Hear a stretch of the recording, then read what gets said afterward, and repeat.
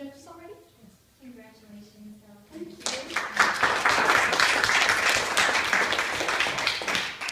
Time? In a small village on the road to Camelot, there lived 3 weavers. Now, these gentlemen lived in 3 identical houses, and in these identical houses they wore identical gray tunics. And in these identical gray tunics, they ate the same broth from the same bowls and lived life with wives who had all been educated in the same way.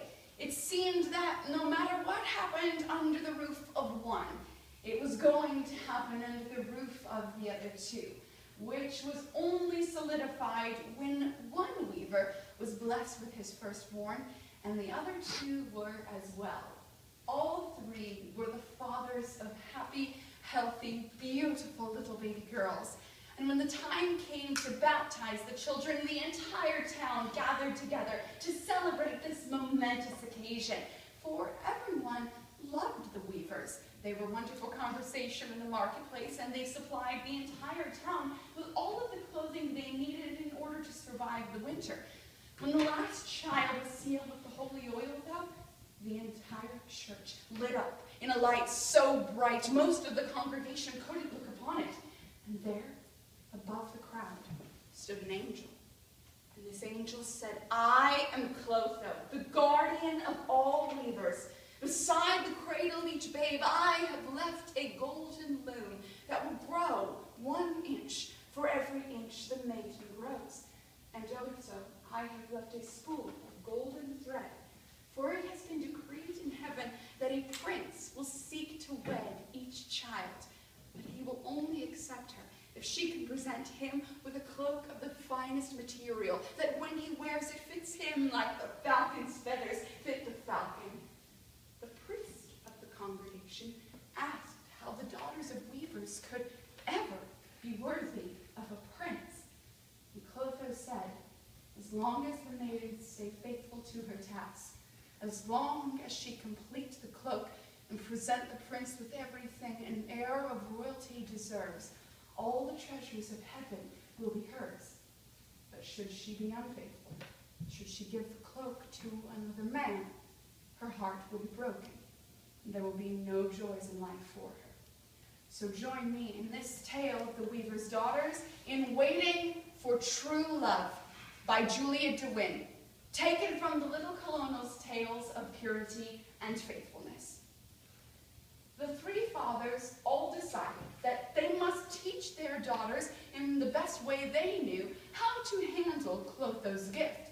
The merriest of the 3 was named Felix, and he decided that his red-haired daughter Felicity would be taught not to take the gift too seriously and to weave whatever she pleased onto her tapestry, because if heaven had decided she was going to get a prince, she was going to get her prince. The sternest of the 3 was named Christopher. He decided that his daughter Christina would have the gift kept a secret, and she would not be allowed to know of it until she was a grown woman, for her childish hands might make a mess of her cloak and make her unworthy of her prince. But the middle father, who was neither too serious nor too happy, was named Sylvester, and he decided that his daughter Sylvia would receive the best guidance he could give her, and he would make sure to protect her from the dangers of Clotho's gift. The 3 girls grew to be as beautiful as the villagers thought they might, for after all, they were the future brides of princes, and they played together in the gardens every day as if they were sisters. One day, Felicity called to the other 2 and said, "Come and see what my father has given me." And she showed them her beautiful golden loom and the tapestry that she had already begun, which was colored with the rosy daydreams of a young girl. And then she showed them the most dangerous part of Clotho's gift. For ordinary looms have a mirror, so that the weavers can see the back of the tapestry and make sure that the threads lie straight. But this mirror showed the road to Camelot that led from their town. It highlighted every man that walked down this road.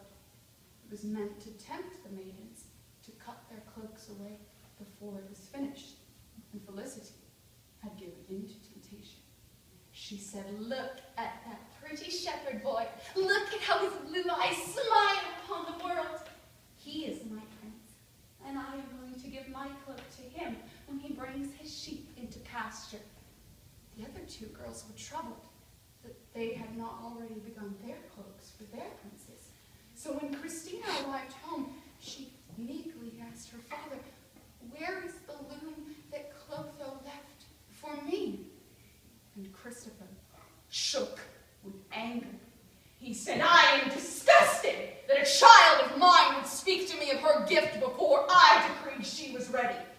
You are not a grown woman, and you may not speak to me of this until you are an adult and I decide you can begin your cloak."